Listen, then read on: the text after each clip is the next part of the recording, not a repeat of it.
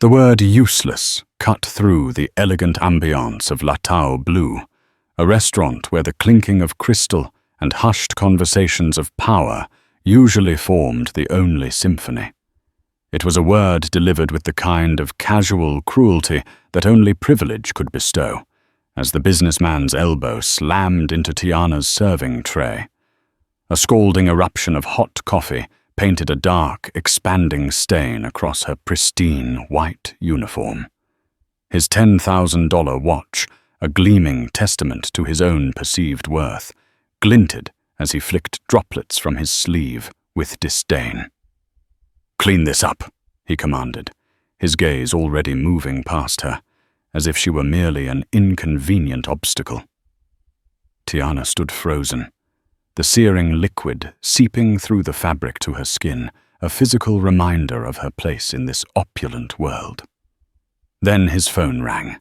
The transformation was instantaneous, a chameleon-like shift from dismissive tyrant to a man of polished composure. He answered immediately, switching effortlessly into rapid Mandarin Chinese. The casual cruelty evaporated, replaced by the smooth, modulated tones of a negotiator adept in the art of the deal. His company, Leeway Technologies, was at the forefront of a global expansion, and Asia was a critical battleground. This was the language of billions, of complex international relations, a world utterly removed from Tiana's daily struggle. But the call crackled, then failed. "Worthless connection," he muttered, jabbing at his screen, frustration returning to his face. Tiana, still dripping coffee, leaned slightly forward. In perfect, crisp Mandarin, a language few in that room would ever hear, let alone speak, she offered a solution. "Sir, move 3 steps toward the window. The signal strengthens there, due to the building's steel infrastructure." The businessman's head snapped up, his eyes widening in a mixture of surprise and disbelief. Around them, forks hovered mid-air. Conversations died, the subtle hum of the restaurant falling silent. A power had shifted, imperceptibly yet irrevocably, in that very moment. Long before the city stirred, Tiana's alarm pierced the pre-dawn darkness at 5:15 a.m. Her body ached from yesterday's double shift, a chronic exhaustion that shadowed her days. Yet her fingers found the off button with practiced precision, silencing the insistent beeping before it could wake Amara, her precious daughter. Their small apartment, though modest, was meticulously tidy, a testament to Tiana's unwavering will to create order amidst the chaos of her life. School books were stacked neatly on a small desk. A calendar on the wall was a mosaic of translation deadlines and demanding work schedules, every single space accounted for. A stark reflection of a life lived on the razor's edge. In the bathroom mirror, Tiana practiced her smile, a professional, pleasant, utterly invisible expression. It was the kind that earned tips without making customers uncomfortable, the kind that kept her employed in a precarious industry. "Mama." Amara stood in the doorway, rubbing sleep from her eyes. At 10 years old, she already understood their routine, a silent compact forged in necessity. "Zhao Shang Hao, my sunshine," Tiana said, kissing her daughter's forehead. Their morning greeting, delivered in Mandarin, was a small, daily rebellion against the world's assumptions, a private affirmation of their shared heritage and a future they were building together. "French test today," Amara mumbled, reaching for her toothbrush, her young mind already navigating the complex linguistic landscapes her mother had carefully cultivated. Tiana quizzed Amara relentlessly, conjugations between toast slices, vocabulary while packing lunch. This was not just education, it was survival. Meanwhile, the translation agency's latest rejection email glowed on her phone screen. a harsh reminder of closed doors. They sought candidates with formal credentials. 5 years of successful freelance work, countless late nights translating complex documents, meant nothing without the degree she couldn't afford to complete. "You'll get a better client, Mama," Amara said, noticing her mother's familiar frown. Tiana tucked the rejection away with practiced ease, a master of concealing her anxieties. "We're doing just fine," she declared, the words a brave, fragile shield against a looming truth. They weren't. The rent increase notice sat hidden in Tiana's drawer, a harbinger of impending financial strain.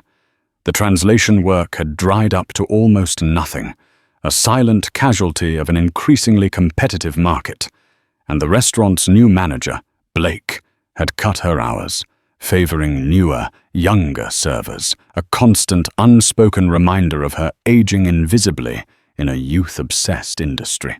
They walked to the bus stop together, the morning light barely breaking through the towering city buildings, casting long, stark shadows. Amara chatted about her science project, switching effortlessly between English, Mandarin, and French, languages Tiana had insisted she learn from birth. "Remember," Tiana told her daughter at the school gate, their daily affirmation, "your mind is borderless." "And my worth isn't determined by other people's vision," Amara finished, the words a mantra of empowerment. Tiana watched her daughter disappear into the school building, a small figure filled with immense potential, then checked her watch. 3 hours until her restaurant shift, just enough time to squeeze in a small translation job that would barely cover groceries. She squared her shoulders, a silent warrior bracing for the day, and walked faster, her stride determined. Latau Blue, the restaurant that held Tiana's daily struggles, gleamed with the unapologetic opulence of old money. Crystal chandeliers dripped from the high ceilings, casting a soft glow on polished marble floors. Real silver place settings, heavy and intricate, were meticulously polished by Tiana every morning, her reflection distorted in their elegant curves, a fleeting image of herself. "You're on Section 5 today," Manager Blake announced, not looking up from his tablet. The Jung party cancelled their reservation. Tiana's heart sank. Section 5 meant fewer tips, situated far from the coveted window tables, where the city's power brokers cut deals over expensive wines and even more expensive promises. "I've been handling the Jung account for years," she ventured, a flicker of protest in her voice. "They always request me." Blake glanced up, irritation flashing in his eyes, a dismissive wave of his hand. "Mia's taking over their account when they reschedule. They'll appreciate someone who fits the aesthetic." Mia, 23 and blonde, offered Tiana an apologetic smile from across the room. Not her fault, Tiana knew. It was the system, not the player. "Yes, sir," Tiana said, the words familiar and bitter, a taste she had long grown accustomed to. The kitchen hummed with pre-launch preparations, a controlled chaos of clanging pots and sizzling pans. Chef Dominic, a gruff but fair Frenchman, nodded respectfully as she entered.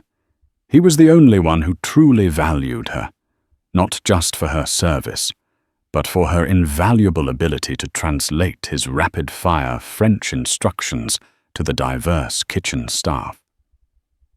"Your section has the investment bankers today," he warned in French, his voice low. "The usual suspects. Be invisible, except when needed."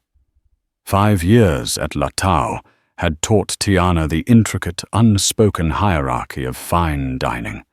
She knew which customers wanted attentive service, which preferred to forget servers existed, and which might snap at her for the smallest perceived error, their entitlement a fragile shield against their own insecurities. She checked her appearance one final time, hair pulled back severely, makeup minimal, name tag perfectly straight. Nothing that called attention, nothing that threatened. The restaurant doors opened precisely at 11:30 a.m. Tiana took her position, hands clasped, spine straight, face neutral, ready to navigate the invisible obstacle course of serving people who would never see her as an equal, ready to be unseen. This was her battlefield, and invisibility her armor. Meanwhile, Andrew Lee stepped out of his gleaming Bentley, tossing the keys to the valet without a glance. His mind, a finely tuned machine, was already racing through the angles, rehearsing his pitch to the Beijing investors. $20 million were on the line, a technology merger that would put his company, Leeway Technologies, years ahead of its competitors. "They landed 30 minutes ago," his assistant said, materializing beside him with practiced precision, her voice a calm counterpoint to his internal monologue. Mr. Zhao was pleased with the hotel arrangements and the contract revisions. Andrew barely broke stride. "Completed and translated?" he asked, his focus unwavering. Though our translator flagged some potential cultural issues with Section 12, she added, a note of caution in her voice. Andrew waved dismissively. "We pay legal to handle those details. Focus on getting me that meeting room at Latau. Nothing says guaranteed success like throwing money at an overpriced lunch." The restaurant's manager greeted him with the obsequious deference his net worth commanded, a tangible difference in treatment from how he addressed Tiana. Hands were shaken, pleasantries exchanged, all with an air of practiced formality. "Your usual Macallan will be waiting, Mr. Lee," the manager assured him, as if this detail were of paramount importance. "And I've assigned our most discreet server." Andrew nodded, satisfied. He had built his fortune by recognizing patterns others missed, exploiting inefficiencies, and never, ever wasting time on irrelevant details. People, in his calculus, were either assets or obstacles. Today, the Beijing investors were potential assets. Everyone else was simply backdrop, part of the scenery. His phone vibrated. His personal banker. Another successful acquisition in his portfolio, numbers that would allow him to buy another vacation property he'd rarely visit. "Confirm the trade," he instructed, ending the call as he approached the restaurant entrance. He straightened his tie, mentally shifting from English to Mandarin. Success today meant performing the perfect cultural dance, American efficiency fused with just enough Chinese respect for tradition. This was the subtle art of global commerce, a dance Andrew prided himself on mastering. Andrew Lee entered the restaurant like he entered every room, with the silent, unshakable certainty that it existed for his benefit. Tiana, meanwhile, moved efficiently between tables, an invisible ballet of good service. Water glasses refilled before they were emptied, plates removed the moment they were finished, her presence barely a ripple in the fabric of the room. Her eyes, however, caught everything, while appearing to notice nothing, including the fact that Andrew Lee had arrived early, before his important Chinese guests. "Your table is ready, Mr. Lee," Blake chirped, leading the millionaire to the best spot in the restaurant, center of the room, but near the windows, perfectly positioned to convey power and prestige. Tiana knew the protocol for such clients. Wait 90 seconds after seating. Approach from the right, offer water without asking, have the wine list ready. She timed her approach perfectly, placing the crystal water glass just as Andrew spread his important documents across the white tablecloth. "Good afternoon, sir. May I bring you—" Andrew's sudden movement to reach for his ringing phone caught her off guard. His elbow connected sharply with her serving tray. The water pitcher tilted, crystal tumbled, and then, from another cup on her tray, Coffee splashed across the pristine white linen and onto his expensive leather briefcase. "Useless!" he snapped, jumping up, his face contorted in anger.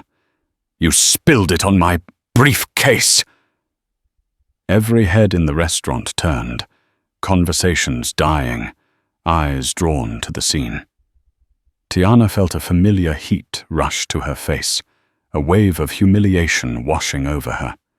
She quickly placed down her tray, grabbing napkins with practiced speed. "I'll clean this immediately, sir." "I apologize for—" "Just get it done," he cut her off, his attention already shifting to his now insistently ringing phone. He answered in rapid Mandarin, his tone transforming instantly to warm professionalism. Tiana absorbed his words automatically as she mopped up the spill, her hands moving deftly. He was reassuring the caller about meeting locations, apologizing for confusion. The connection, however, crackled stubbornly. Andrew's expression tightened. "Wei." "Hello." He pulled the phone from his ear, tapping the screen in frustration. Worthless connection. Tiana could still hear the tiny voice coming through the speaker, confused and concerned.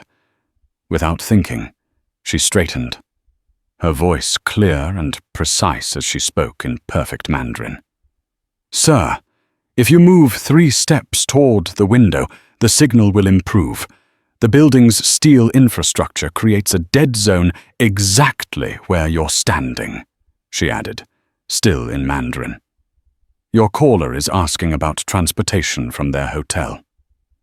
They sound concerned about being late. The restaurant fell silent, the air thick with unspoken astonishment. Andrew froze, phone half raised to his ear. His eyes, really seeing her for the first time, widened in disbelief. From the phone, a surprised voice asked, "Who was that?" "She's absolutely correct about our question." Tiana stepped back, suddenly aware that she had shattered her carefully constructed invisibility. She switched back to English, her voice professional again, trying to restore the familiar boundaries. "Excuse me, sir." "I'll bring fresh napkins for the spill." But Andrew Lee was staring at her, not as a server, but as though seeing a ghost, or perhaps a revelation. "Wait." Andrew's command stopped Tiana mid-step. He moved toward the window as she had suggested, resuming his call in Mandarin.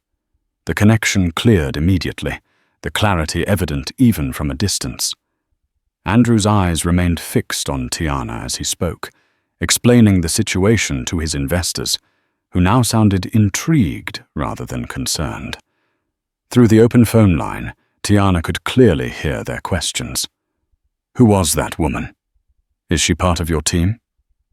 "A fortuitous resource," Andrew replied smoothly in Mandarin, a glint of strategic thought in his eyes. "I'll introduce you when you arrive." He ended the call but remained standing, studying Tiana with a recalibrating interest, as if seeing her not as a problem, but as a complex equation he was just beginning to solve. "Your Mandarin is exceptional," he said, switching back to English, his tone now devoid of the earlier disdain, replaced by a keen, almost academic curiosity. "Regional dialect, northern accent, educated, not street-learned." Tiana maintained her impeccable professional demeanor, a lifetime of practice at keeping her inner world hidden. "Thank you, sir. Would you prefer still or sparkling water with your meal today?"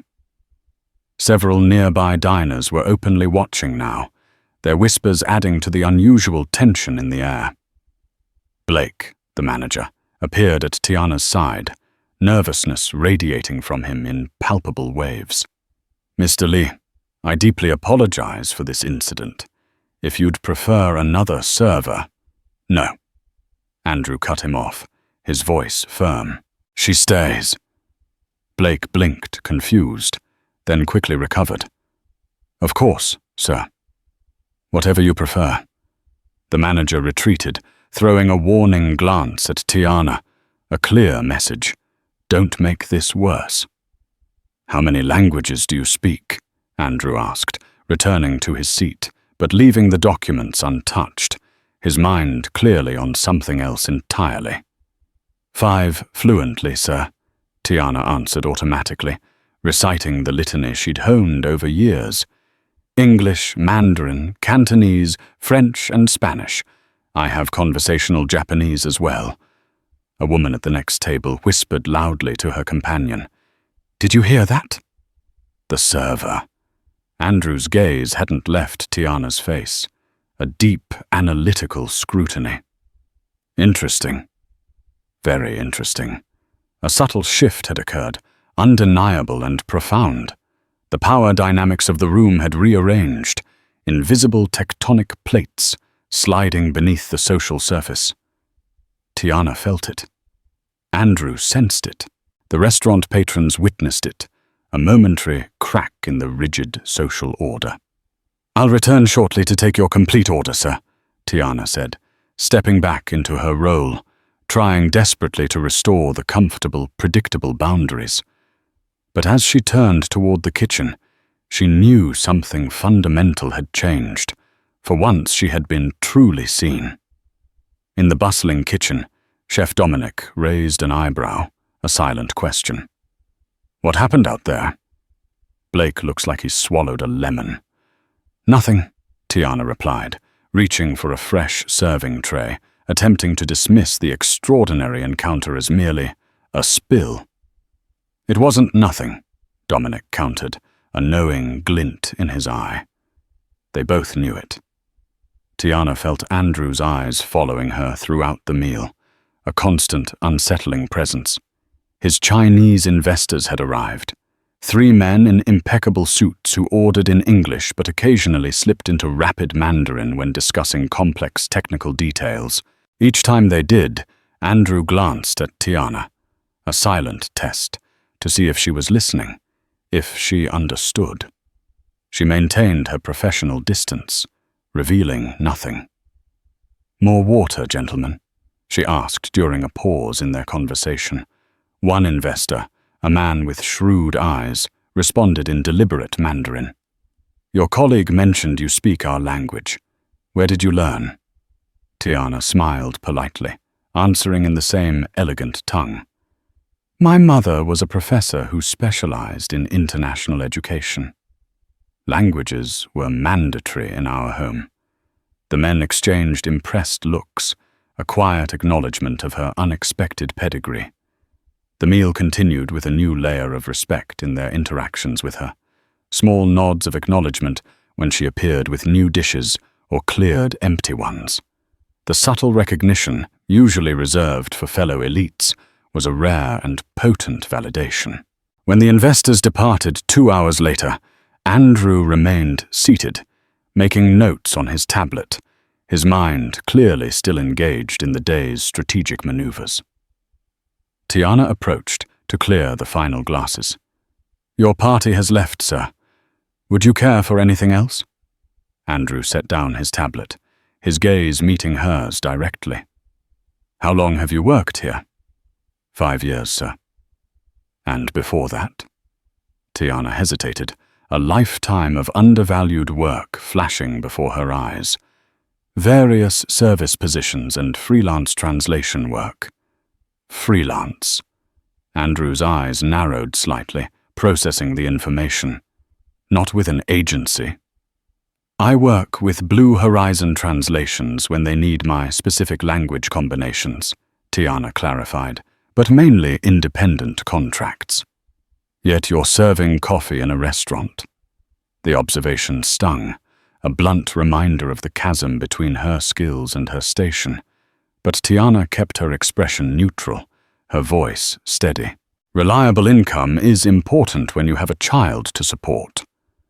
Something shifted in Andrew's assessment, a flicker of understanding, perhaps. Single parent. Yes. He seemed to make a decision then, a calculated risk based on unexpected data. My company needs a full-time translator and cultural consultant for our Asian market expansion, specifically Someone with your linguistic profile. Tiana's heart quickened, a frantic flutter of disbelief and hope.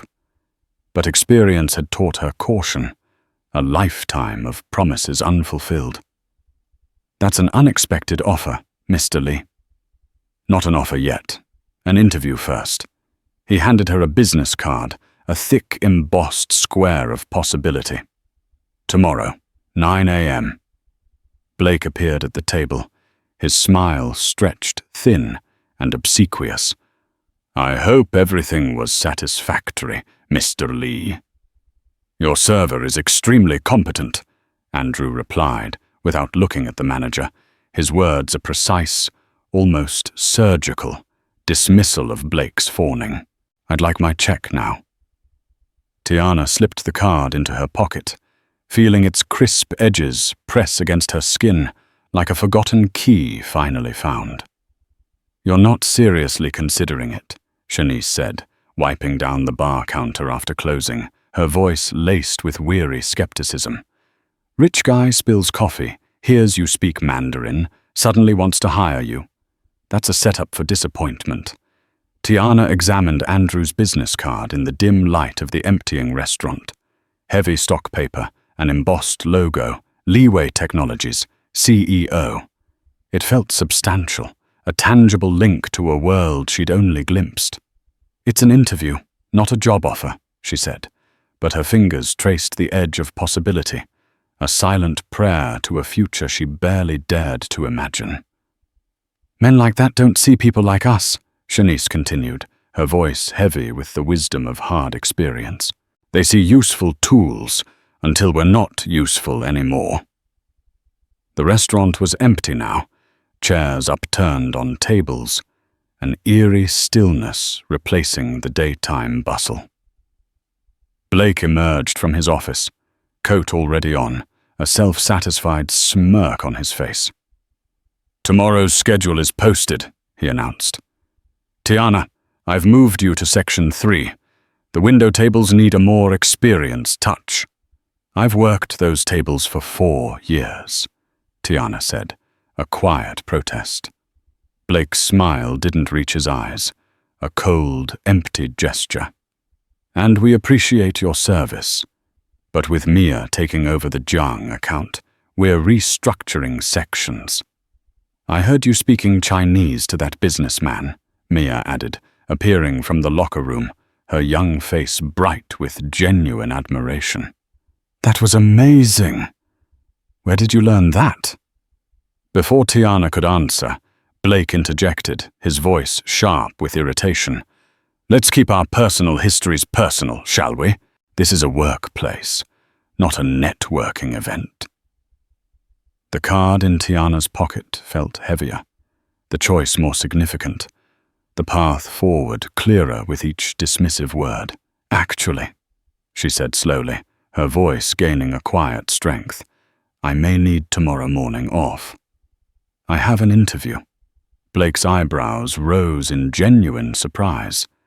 Interview? For what position? Translation services for Leeway Technologies, the man whose coffee you spilled. Blake laughed sharply, a harsh, humorless sound. Tiana, be realistic.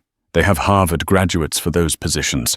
Not, he caught himself, his voice trailing off. Not what? Tiana's voice was quiet but firm, holding him accountable. Blake sighed, running a hand through his thinning hair. Look, be here at 10:30 tomorrow. Don't throw away reliable income-chasing fantasies. Tiana grabbed her coat, the decision crystallizing with each patronizing word. I'll let you know. Outside, the night air was sharp with the approaching autumn, a cool, invigorating bite. Shanice caught up with her at the bus stop. You're going to that interview, aren't you? Tiana watched the traffic lights change, red to green, stop to go. I'm tired of being invisible, Shanice. My daughter deserves to see me try.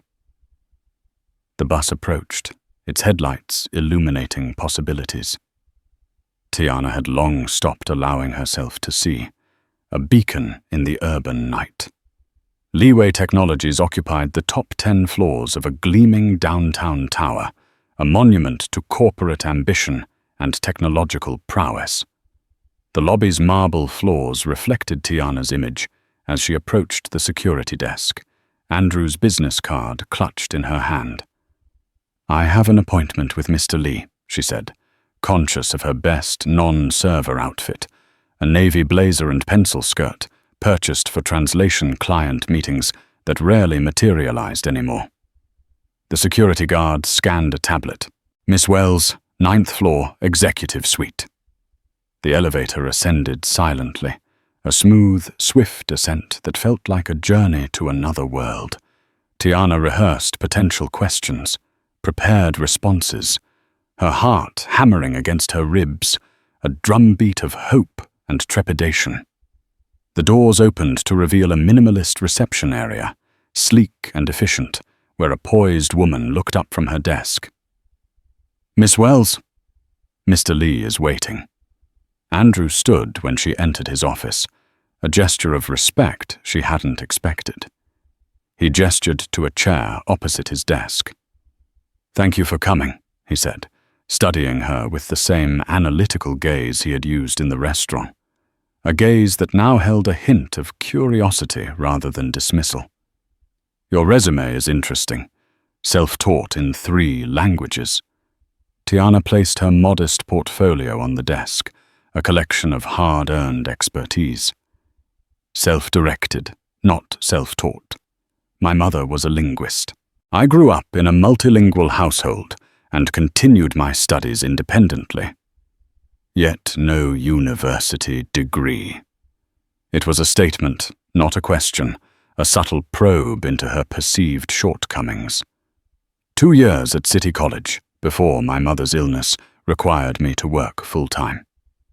Andrew nodded, making a note, his pen scratching against paper. Then, without warning, he switched to Mandarin, his voice crisp and demanding. "Translate this technical specification for me. Current semiconductor applications in quantum computing." Tiana didn't hesitate, translating the complex terminology with precision and fluency, her mind effortlessly navigating the intricate pathways of language and science. He switched to Cantonese.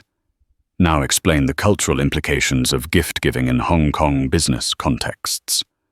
Again, she responded fluently, adding nuances about generational differences in modern practices, demonstrating not just linguistic skill, but profound cultural intelligence.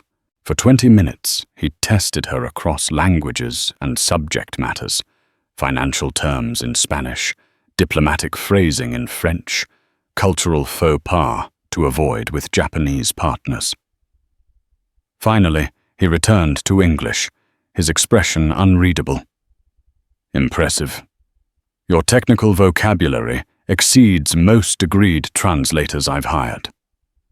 "Experience is its own education, Mr. Lee," Tiana replied, her voice calm and steady, a quiet assertion of her worth. "The position pays $75,000 annually." Tiana met his gaze directly, her years of struggle and undervaluation hardening her resolve. "The market rate for a multilingual consultant with my expertise is $95,000, plus comprehensive benefits." A flicker of surprise crossed Andrew's face, quickly followed by something akin to respect. "You came prepared."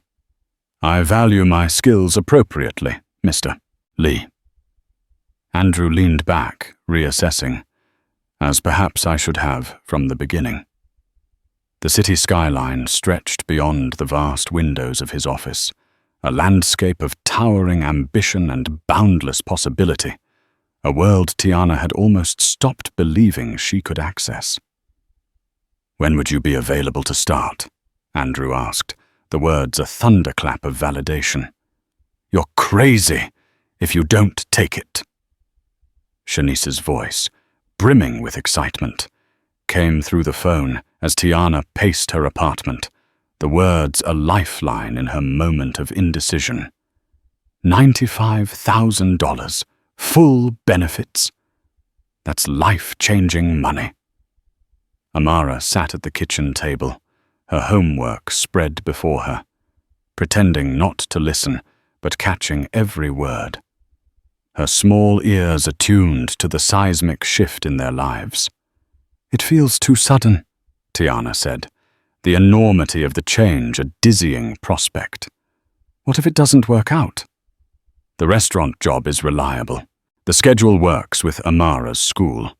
The restaurant job is a dead end with a manager who's actively pushing you out," Shanice countered, her practicality cutting through Tiana's anxieties. "Sometimes opportunity doesn't knock. It spills coffee and speaks Mandarin." Tiana caught Amara's eye. Her daughter quickly looked down at her textbook, a silent acknowledgement of the weighty conversation unfolding. "What do you think, Sunshine?" Tiana asked, inviting her daughter into the decision, a partner in their shared destiny.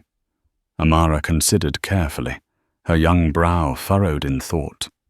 "You always tell me not to let fear stop me from growing. Isn't that what you'd be doing if you stay at the restaurant?" The profound wisdom in her 10-year-old's eyes brought a lump to Tiana's throat, a powerful reaffirmation of the values she had strived to instill. "It would mean changes," Tiana explained, trying to prepare them both for the upheaval. "Different hours, maybe after-school programs for you some days. But we could stay in our apartment, maybe even get a better one." Amara nodded eventually, her decision clear. "Then it's not even a choice, Mama." After Amara went to bed, Tiana pulled out her budget spreadsheet. The numbers didn't lie. The translation job would transform their financial reality overnight. No more choosing between new school shoes and the electric bill. No more translation work at midnight after double shifts, her eyes burning with fatigue. But numbers weren't everything. She thought about Andrew Lee, his initial dismissal, his subsequent recalibration when he discovered her value. Could she trust that transformation? Did she truly have a choice? Her phone buzzed with a text from an unknown number. "Miss Wells, Andrew Lee here. I've reconsidered your compensation request. We'll meet your asking price of $95,000 plus comprehensive benefits. The position also includes potential quarterly bonuses based on performance. Contract will be ready tomorrow if you accept. Please confirm." Tiana stared at the message, the glow of the screen illuminating her face in the dark apartment. Sometimes, the universe offered second chances, disguised as difficult choices. She typed her response, her fingers trembling slightly. "I accept. Thank you for the opportunity." Then she whispered to herself, the words a sacred vow. No turning back now. Tiana's reflection in the elevator's mirrored wall showed a woman she was still getting to know. A tailored charcoal suit, chosen with careful consideration, replaced her uniform. Her hair was styled in a professional twist, a departure from the severe ponytail she usually wore. The weight of her new company ID badge, a sleek rectangular symbol of belonging, felt strangely significant against her collarbone. The elevator doors opened to Leeway Technologies' main floor, a vibrant ecosystem of glass and steel, dynamic lighting, and people moving with purpose, a stark contrast to the quiet dignity of Latau Blue. Andrew's assistant greeted her, a warm, welcoming smile on her face. "Miss Wells, welcome to the team. Let me show you to your office." "Office?" Tiana echoed, a faint tremor in her voice. Not a cubicle, not a shared desk, but her own space, with a door and her name etched on a plaque beside it. "The orientation package is on your desk," the assistant explained. "It has all your account setups. Mr. Lee would like to see you at 10 a.m. to discuss the Beijing contract." Tiana nodded, maintaining composure while her mind raced, processing the incredible shift in her reality. Yesterday, she'd been carrying plates and enduring Blake's condescension. Today, people nodded respectfully as she passed, acknowledging her presence, her worth. Her office overlooked the city from 30 stories up, a panoramic view that seemed to stretch into Untold, to infinite possibilities. On her sleek, modern desk sat a powerful computer, thick contract documents waiting for her expertise, and a small, vibrant plant with a card. Growth begins with being planted in the right environment. Welcome, Tiana. A soft knock at her open door revealed a woman in her 40s with a friendly smile and an air of quiet authority. I'm Diane, Head of International Relations. I'll be your department lead. Ready for the tour? Tiana's phone buzzed with a text from Amara, a burst of joyful emojis. Crush it, Mama! Fire, fire, exclamation mark. She took a deep breath, squaring her shoulders, just as she had done before every arduous restaurant shift. But this time, instead of making herself smaller, invisible, she stood taller, embracing her newfound visibility. I'm ready, she told Diane, stepping into her new role, her new life, ready to be seen, truly seen, for the first time. The Beijing team accepted their revised proposal, Andrew announced 2 weeks later, placing the signed contract on the conference table with a triumphant flourish. Miss Wells's cultural adjustments to the language saved us weeks of back-and-forth negotiation. Tiana kept her expression professional, but a quiet pride warmed her chest. Her suggestions had been simple, almost imperceptible to the uninitiated, but crucial. Subtle changes to phrasing that showed respect rather than just stated it, bridging cultural divides with quiet grace. The Taipei expansion is next, Andrew continued, bringing up a complex presentation on the screen. Tiana will lead the localization team. Diane will handle logistics. First draft due Friday. After the meeting, Tiana gathered her notes, noticing Andrew lingering by the door. A moment, Miss Wells. They walked together toward her office, the initial awkwardness of their restaurant encounter having evolved into a cautious, yet undeniable, professional respect. Your contributions have been noticed, Andrew said, his voice sincere. Not just by me. Mr. Xiao specifically mentioned your cultural insights in our follow-up call. Thank you. I'm glad to be helpful. I've been wondering, Andrew said, stopping at her office door, a contemplative look on his face. Why weren't you already working in this capacity? Your skills were clearly wasted at the restaurant. Tiana considered her answer carefully, choosing her words with precision. Opportunities often depend on who sees your value, Mr. Li, and who doesn't. Understanding crossed his face, perhaps a fleeting memory of his own dismissive behavior that first day. Well, the quarterly review is coming up. Your performance metrics are excellent. Keep this trajectory, and your bonus will reflect it. As he walked away, Tiana's phone buzzed with a text from Amara's school. Her daughter had won first place in the science fair with her multilingual solar system project, a testament to her own burgeoning brilliance. Later that evening, as they celebrated with takeout from a restaurant far nicer than they could have afforded a month ago, Amara asked, "Do they treat you well there, Mama, at the new job?" Tiana thought about the respect in Andrew's voice when he presented her work, the way her colleagues sought her input, the complete absence of the daily small humiliations she'd grown so accustomed to. "They see me," she answered simply, the words carrying the weight of a lifetime of longing. "They see what I can do." Amara nodded, understanding the profound significance of those words. "Good. Because you're brilliant?" Tiana smiled, her heart full. "We both are, Sunshine. We both are." The quarterly review meeting buzzed with anticipation, an assembly of corporate power. Executives filled the conference room, most nodding respectfully to Tiana as she took her seat, a new, acknowledged presence among them. But not all. Impressive numbers from the Asia-Pacific Initiative, CFO Raymond Voss announced, scrolling through the polished presentation. Andrew, your team exceeded projections by 17%. Credit goes to our new cultural consultant, Andrew replied, his gaze briefly meeting Tiana's. Tiana's insights transformed our approach. Raymond's smile didn't quite reach his eyes, a glint of skepticism lingering.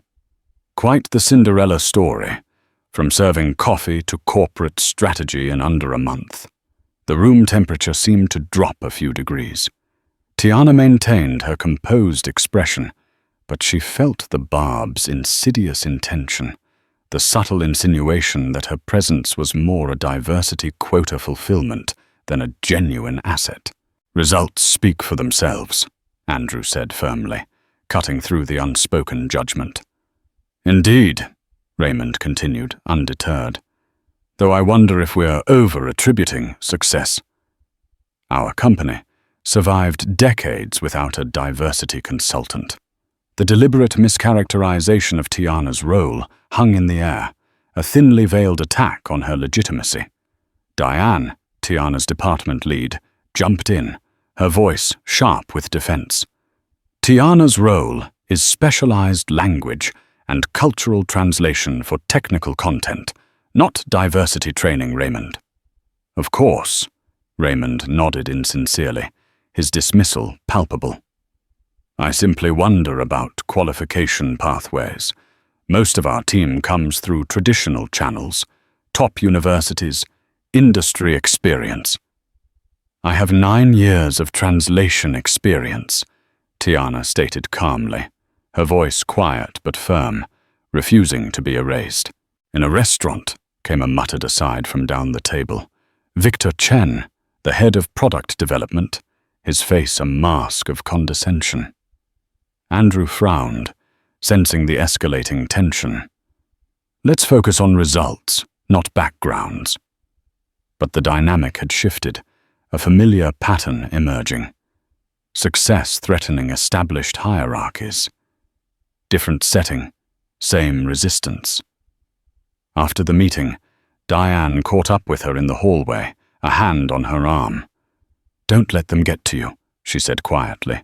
Raymond and Victor were college roommates. Old guard, they'll adjust or become irrelevant.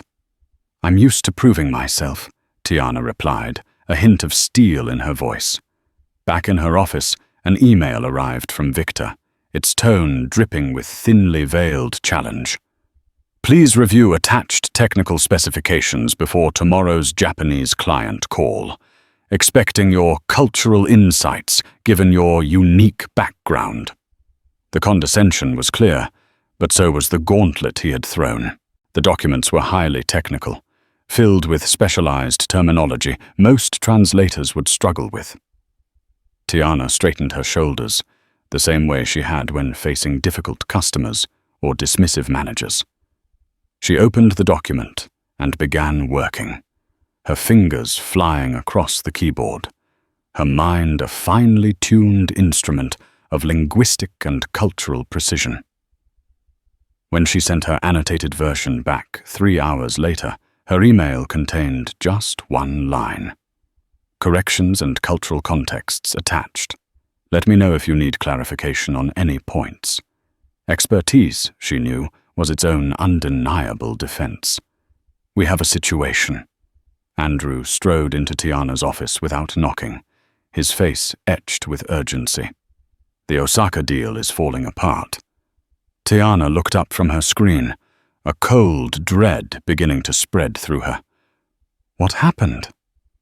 They're claiming we misrepresented technical specifications. VP Chen handled the call this morning while you were at your daughter's school event. Cold spread through Tiana's chest, a chilling premonition. The Osaka partnership represented a $30 million investment, a monumental deal for Leeway Technologies. Her approved absence for Amara's honors ceremony, suddenly felt like a vulnerability, a point of weakness that had been exploited. "Victor didn't bring me in as planned?" Tiana asked, her voice tight. Andrew's expression tightened further. He said he handled it, clearly not well. Tiana pulled up the project files, her mind already racing through the data. What exactly did they say? Something about component tolerances being disrespectfully low for their expectations. They're threatening to walk. The specific phrasing caught Tiana's attention, ringing an alarm bell in her culturally attuned mind. Disrespectfully low. Andrew nodded, checking his phone. "Emergency meeting in 20 minutes. Finance, legal, and executive team only." The exclusion was clear, a deliberate snub. Despite her critical role in developing the proposal, she wasn't invited. "I should be there," Tiana said, her voice firm. "This sounds like a cultural misunderstanding, not a technical one. Victor insists it's a specifications issue. He's pulling in engineering." After Andrew left, Tiana reviewed the Japanese correspondence carefully. The issue, she quickly realized, wasn't in the numbers themselves, but in their presentation.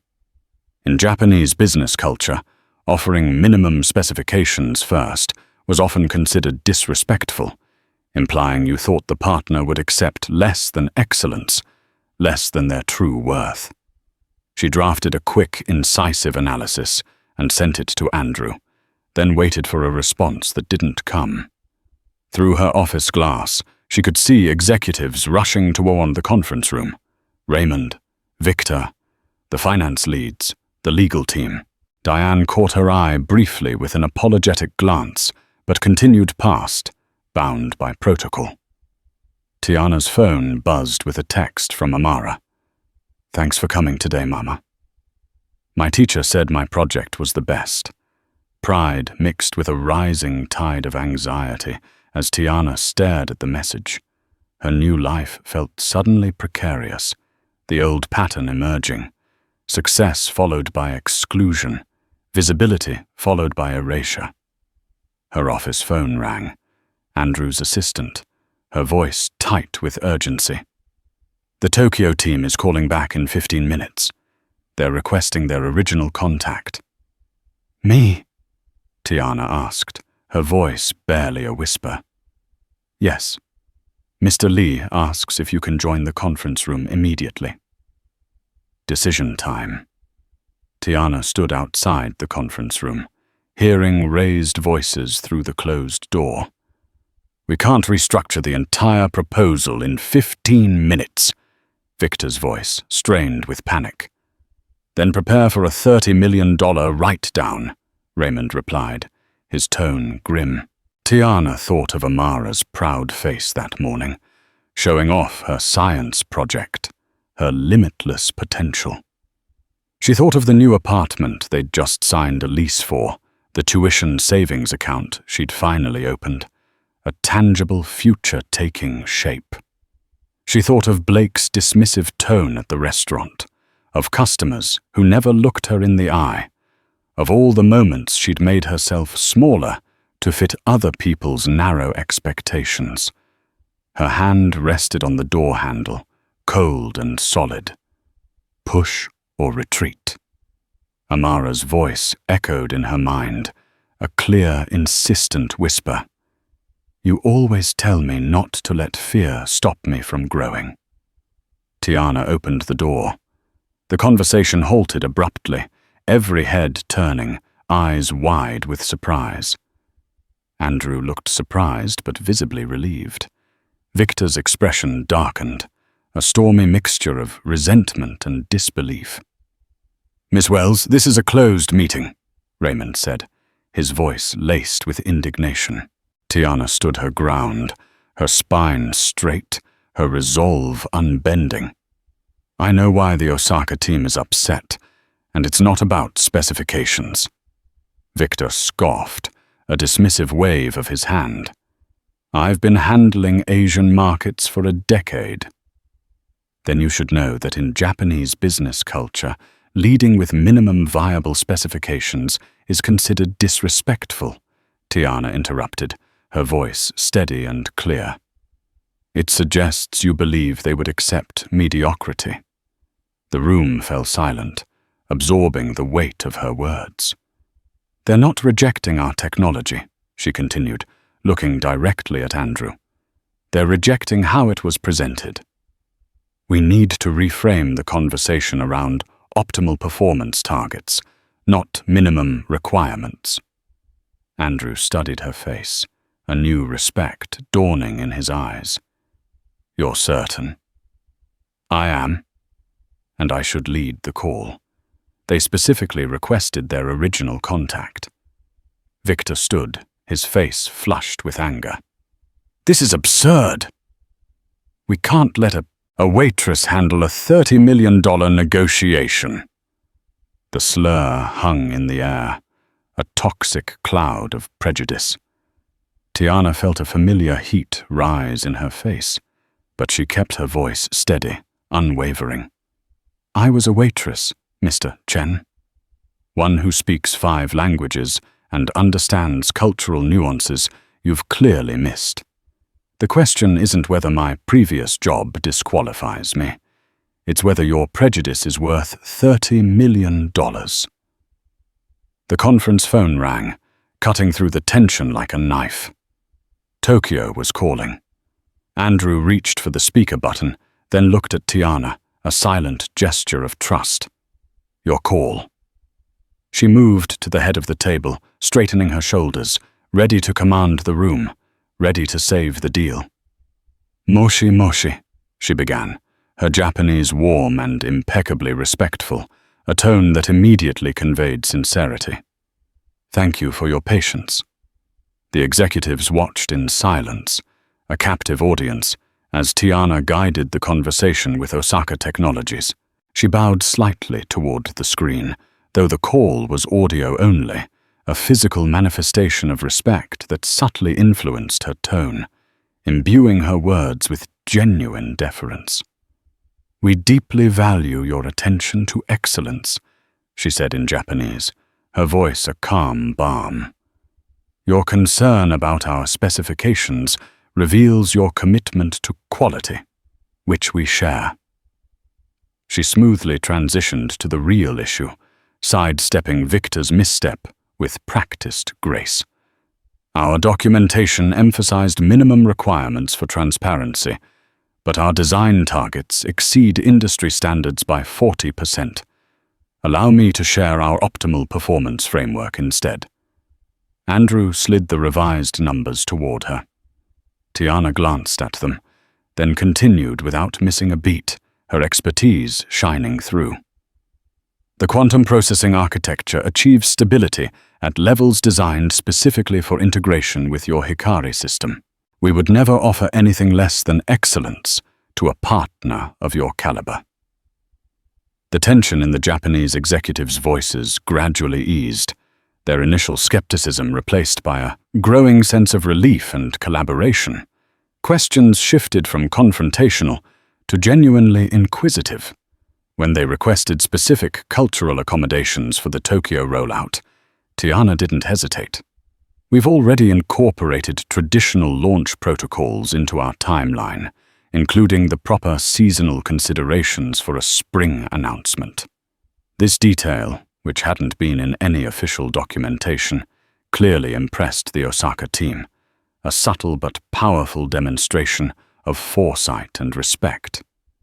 Well, Sun understands our concerns, came the lead negotiator's voice, a tone of newfound trust. We appreciate this clarification.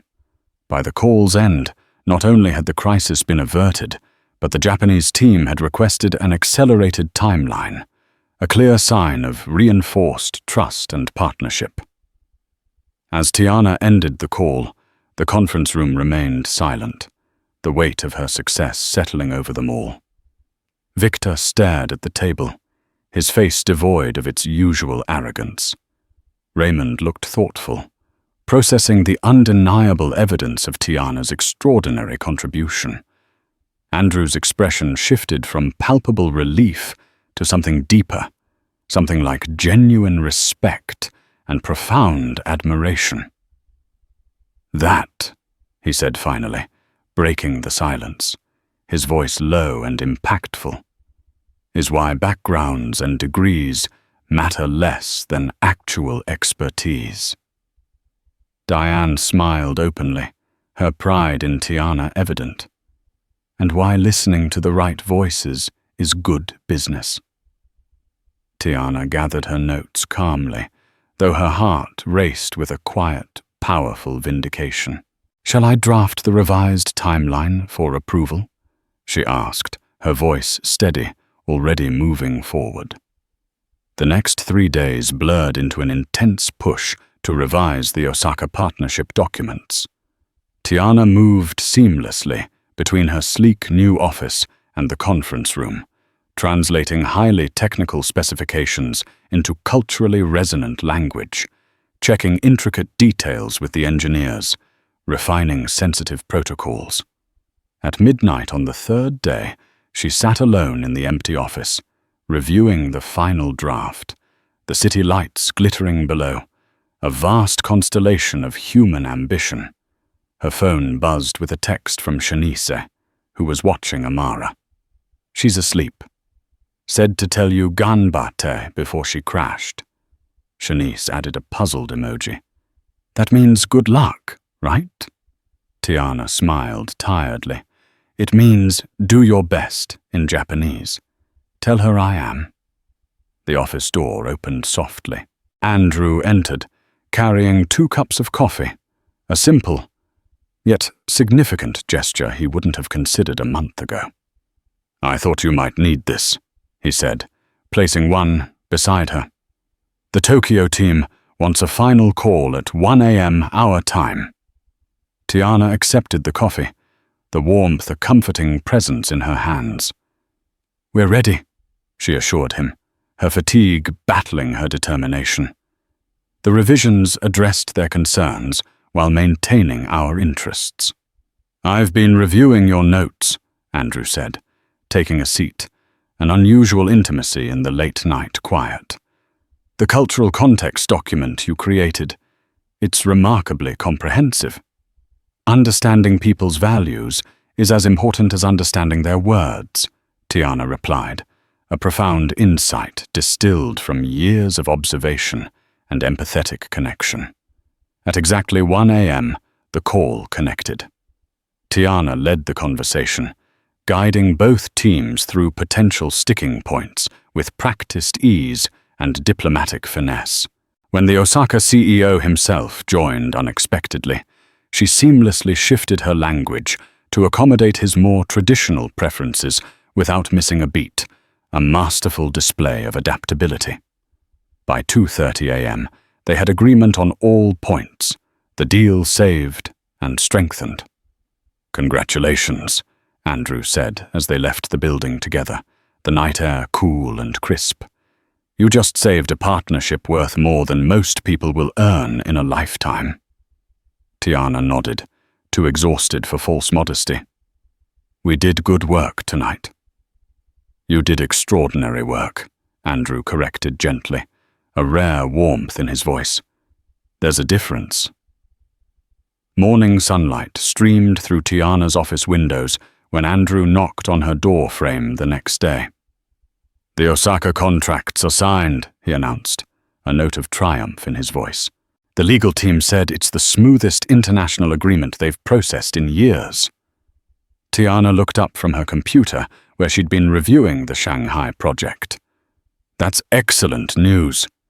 Andrew closed the door and sat down, a rare gesture indicating a private conversation, a shift in their dynamic. "I owe you an apology," he said without preamble, his gaze direct and sincere. Tiana waited, letting the moment unfold at his pace, sensing the gravity of his words. "When we first met at the restaurant," Andrew continued, his voice softer than she'd ever heard it, "I treated you as invisible, beneath notice. Most customers do," Tiana said simply, stating a fact rather than a grievance. "That doesn't make it right." Andrew leaned forward, genuine regret etched in his expression. I spilled that coffee. It wasn't your fault. The admission surprised her, a powerful act of humility. Thank you for acknowledging that. What's worse is I nearly missed recognizing extraordinary talent because I couldn't see past my own preconceptions. He shook his head, a genuine frustration in his voice. How many others have I overlooked? Many, Tiana said honestly, her voice gentle, devoid of accusation. We all have blind spots. The question is whether we're willing to correct them when they're revealed. Andrew nodded slowly, absorbing her wisdom. When you spoke Chinese that day, it forced me to recalibrate. But I've been thinking, why should it take something so dramatic for me to see people clearly? Systems of invisibility are comfortable for those they benefit, Tiana said, echoing a universal truth, until they become costly. $30 million costly, Andrew acknowledged, with a wry, self-deprecating smile. He stood, straightening his jacket, a renewed sense of purpose in his posture. The executive committee meets next week to discuss quarterly promotions and reorganization. I'd like to propose a new position, Vice President of Global Communications and Cultural Strategy. Tiana's breath caught. The enormity of the title, the scope of the role, a dizzying ascent. That's a significant step up. For someone who saved a $30 million deal, it's appropriate recognition. Andrew moved toward the door, then paused, turning back. Your daughter, Amara, right? How's she adjusting to your new schedule? She's proud, Tiana said, warmth filling her voice, the image of Amara's beaming face clear in her mind. It matters what children see possible.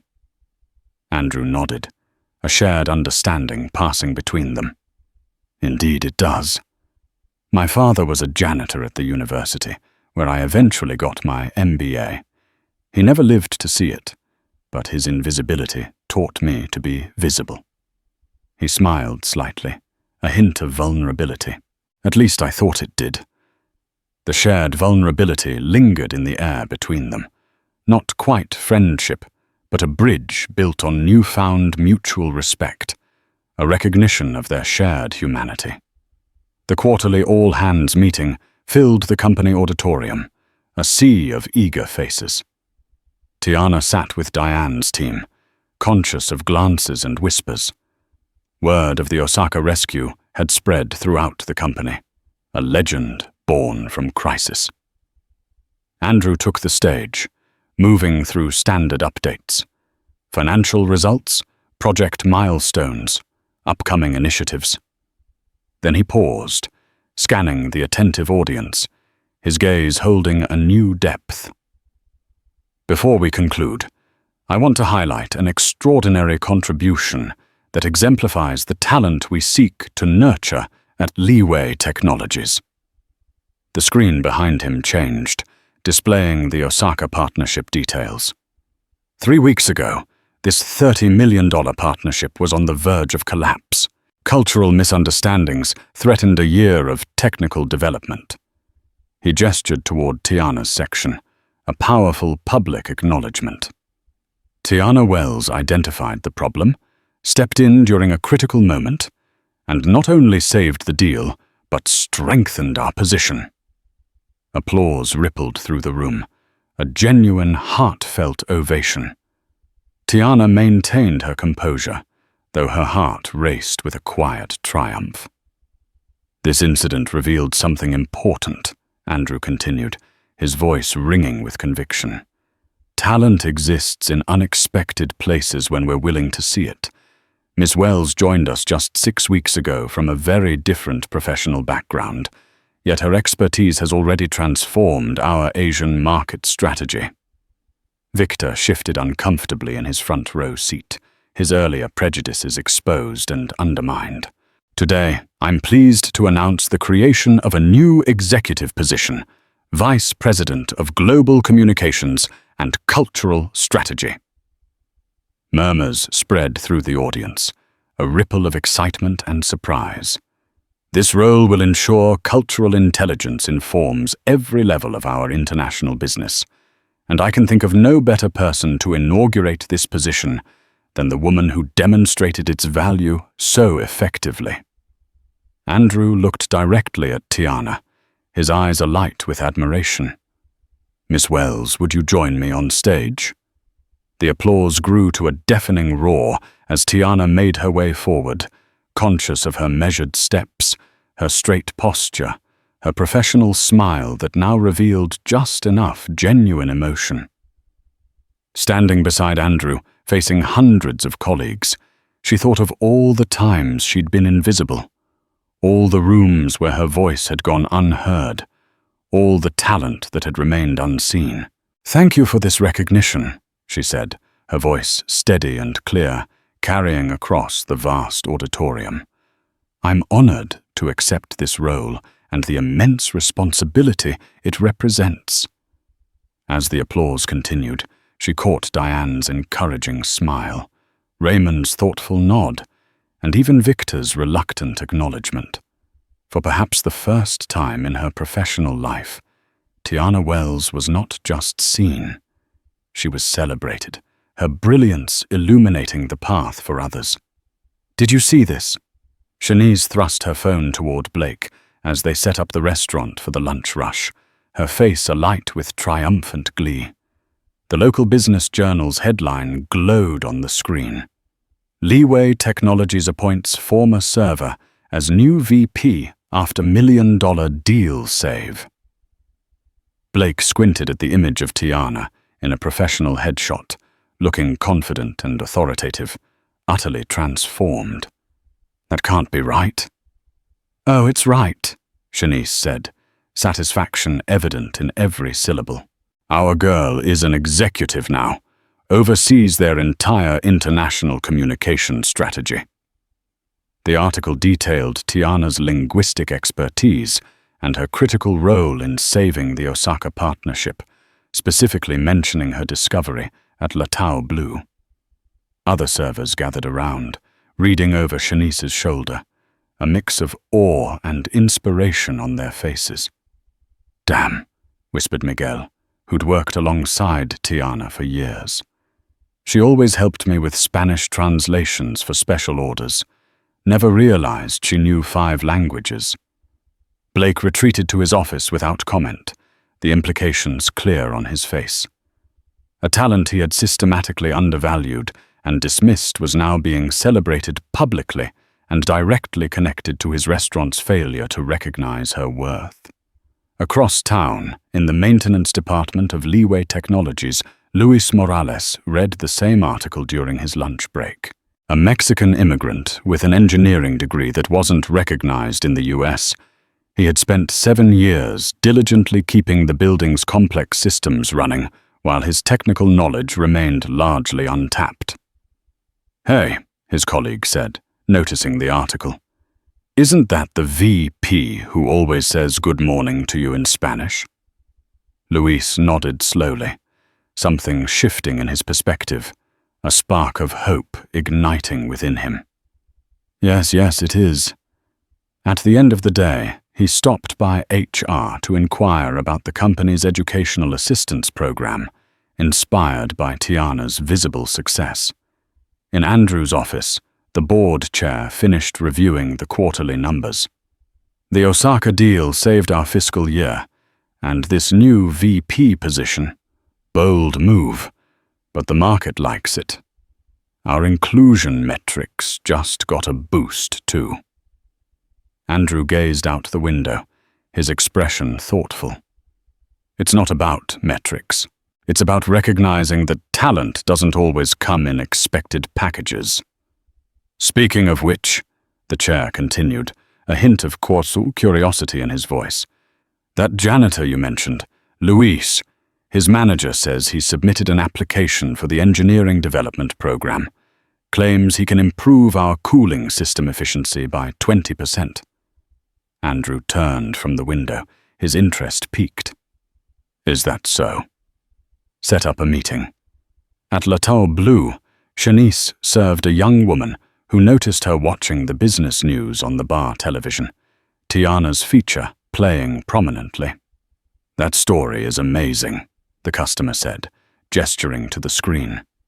"Makes you wonder how many other people have hidden talents we never see." Shanice smiled, thinking of her own long-abandoned accounting degree, the aspirations she had tucked away. "More than you'd imagine." She pulled out her phone during her break, looking up the local community college's night program. Sometimes, inspiration came from unexpected sources. Sometimes, seeing someone else become visible helped you see yourself clearly again, reigniting forgotten dreams. 3 months later, Tiana stood in the doorway of their new apartment, watching Amara arrange her books on built-in shelves that stretched from floor to ceiling, a testament to their new stability. Sunlight streamed through windows that overlooked a small park instead of a grimy brick wall, painting the room in a soft, hopeful glow. "What do you think of your new study space?" Tiana asked, her voice brimming with quiet joy. Amara spun in a circle, arms outstretched, her face alight with pure happiness. "It's perfect. I can see the trees while I work." Textbooks in 4 languages lined the shelves, Amara's growing collection reflecting her own multilingual journey, a legacy of her mother's wisdom. A framed photo showed her accepting a citywide language competition trophy, Tiana standing proudly beside her, a testament to their shared accomplishments. "Mama, can you help me with these Japanese characters? For my thank you note to Mr. Lee for the books." They sat together at the desk, Tiana guiding Amara's brush strokes, imparting the careful discipline of language, the precision of communication. "You know," Tiana said, watching her daughter's focused expression, "when I was your age, people often asked why I bothered learning so many languages." "What did you tell them?" Amara asked, her eyes wide with curiosity. "That languages are bridges to worlds others can't see." Tiana smiled, a wistful memory in her eyes. "But I think I was wrong about one thing." "What's that?" "I thought the languages would make others see me, but really they helped me see myself clearly first." Amara nodded thoughtfully, a profound understanding dawning on her young face. "And now others see you too." "Yes," Tiana said softly, a deep contentment settling in her heart. "Now they do." Andrew stood at the podium, the International Business Conference, audience attentive as he concluded his keynote speech. "6 months ago, a chance encounter forced me to confront my own blindness to talent," he said, glancing at Tiana in the front row, a gesture of public acknowledgement and deep respect. "A woman I had dismissed as just a server saved my company $30 million because she possessed skills I never bothered to discover." He paused, letting the implications settle, the uncomfortable truth echoing in the vast hall. "Since implementing our Hidden Talent initiative, we've discovered 3 engineers working in maintenance, a gifted graphic designer in accounting, and a former literature professor working in our call center. Our innovation metrics have increased 40%. Employee retention has improved by 35%. The audience shifted, executives exchanging glances, taking furious notes. Andrew's words were a potent challenge to conventional thinking. The most expensive words in business aren't, "we made a mistake." They're, "we failed to see what was right in front of us." Andrew gestured to the diverse executive team seated in the front row, Tiana among them, a beacon of what was possible. "Look around your organization today. Who isn't being seen? What talents remain hidden because you never created the conditions for them to emerge? What value are you leaving on the table because of your own limited vision?" He let the question hang in the air, a silent, powerful indictment.